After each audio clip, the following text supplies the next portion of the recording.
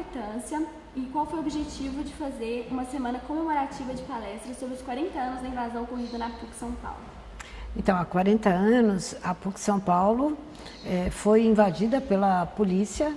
Na época da ditadura, todo mundo que estava aqui dentro foi preso, foi colocado no que então era um estacionamento. Foi uma ação extremamente violenta e atentadora da vida universitária, da autonomia universitária. Rememorar, melhor dizendo, essa data 40 anos depois, é ajudar a construir a história da universidade, né?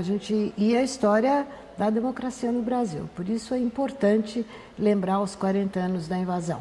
Não para voltar atrás no tempo, mas para dizer que a universidade tem pensamento crítico, defende pensamento crítico e é importante para todos que assim seja, né?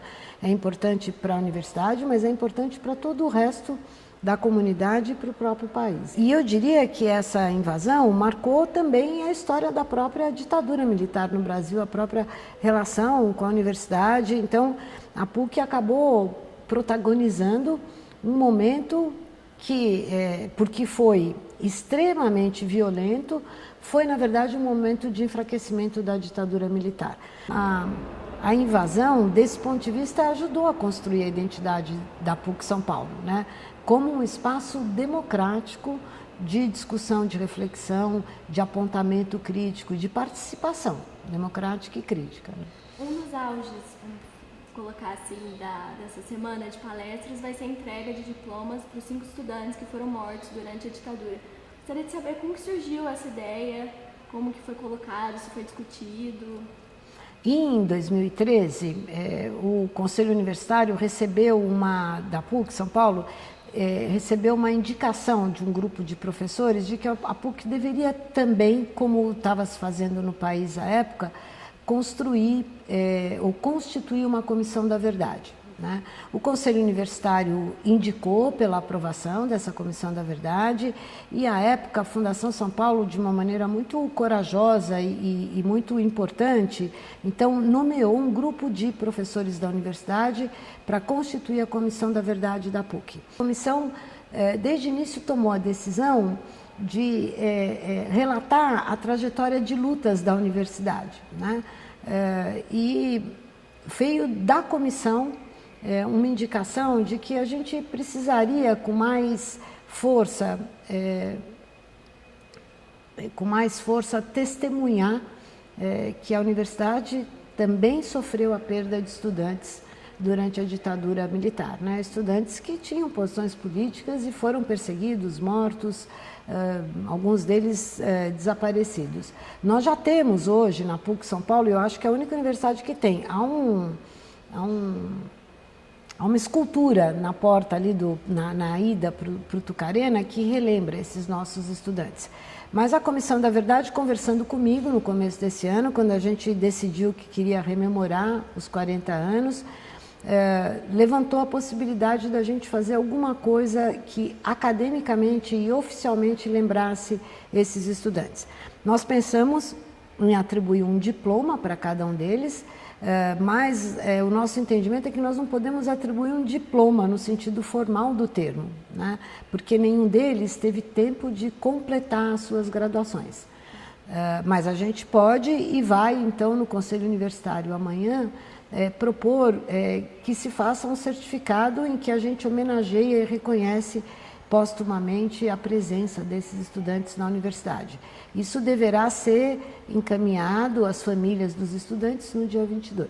O documento, né, feito pela Comissão da Verdade ficou pronto durante o mandato da última reitora, da Ana Sintra. E, se não me engano, a senhora era da chapa da última reitora e o documento não foi divulgado. Eu não sei se a senhora sabe ou se como que foi isso, por que não foi divulgado esse documento no mandato da última reitora? Então, é interessante porque a comissão foi criada nesse mandato, né? Eu era pró-reitora de pós-graduação no mandato da professora Ana Sintra. E a reunião do Conselho Universitário que votou favoravelmente a eventual constituição de uma comissão da verdade, por um acaso estava sendo presidida por mim naquele momento, porque a professora Ana Sintra estava numa outra, em alguma outra atividade, eu não me lembro bem. no meu entendimento, a partir daí, como eu disse, a indicação dos membros da comissão e toda a condição de infraestrutura para a Comissão da Verdade foi oferecida pela Fundação São Paulo, né? No meu entendimento, o relatório teve pouca divulgação, mais por condições que são, digamos, internas do funcionamento da comissão e da nossa própria universidade, do que por alguma razão ideológica. Eu não acho que se trata disso, não. E a ideia é que a gente possa dar essa visibilidade que está faltando agora com a documentação mais completa a partir agora dessa data aí do dia 22 de setembro. A ideia é que a gente, fazendo essa rememoração, torne a questão da Comissão da Verdade mais presente na vida da comunidade. É interessante porque isso aconteceu um pouco com a Comissão da Verdade do Brasil também, né? Que levantou algumas questões muito importantes, tem relatórios muito importantes e que não teve, eu acho, a devida... parece para a gente que não teve a devida receptividade, né? Eu sou otimista com relação a essas coisas. Eu acho que mesmo que nem todo mundo fale disso, a existência do documento, a chance de voltar a falar dele agora e de novo, e de novo, e de novo, é isso que cria consciência nas pessoas. São os movimentos que estão surgindo agora cada vez mais no Brasil, fora dele, movimentos cada vez mais extremistas, racistas. Gostaria que a senhora falasse por que a senhora acha que está crescendo tanto esses movimentos e quais são os malefícios para a sociedade? Eu não tenho dúvida de que aparecem momentos e movimentos de absurda intolerância no mundo hoje. Mas aparecem também momentos e movimentos de resistência a essa intolerância. A intolerância, ela é algo com o que os séculos de história humana conviveram sempre, né?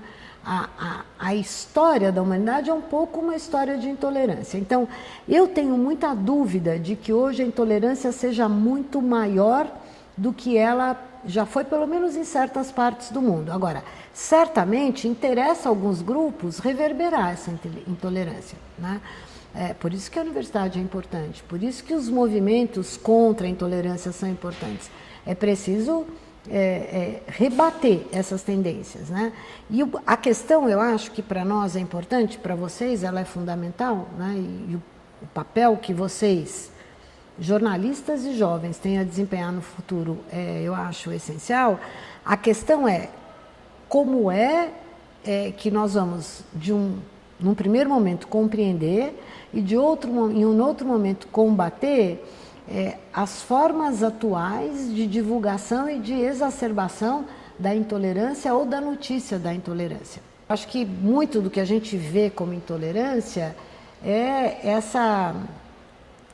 esse escancaramento de que a gente consegue sobreviver hoje com um aparente conhecimento da realidade, convivendo só com quem é igual a gente.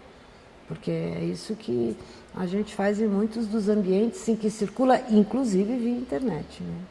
Última pergunta, gostaria de saber o que a senhora espera dessa semana de comemorações e palestras sobre a invasão da PUC São Paulo. Olha, eu espero muito que a gente possa, de um lado, recuperar essa história, que é uma história bonita, importante da universidade, mas que a gente possa também usar esse momento como um momento de reflexão para o futuro, né? O Brasil está aí, nós somos uma sociedade desigual, uma sociedade que vive um momento difícil, preocupante, né? Em que essas instituições democráticas vêm sendo, de alguma maneira, atacadas cotidianamente. Eu acho que a gente não deve jogar a toalha, que a gente não deve desistir de achar que o Brasil pode e deve ser um país diferente. Então, eu quero que essa semana sirva como um momento para isso, né? Para a gente olhar para frente, tomando posição, uma posição por uma convivência democrática, tolerante com as diferenças e uma vivência na qual a busca de cidadania e de condições iguais para todos os brasileiros seja uma meta verdadeira, real.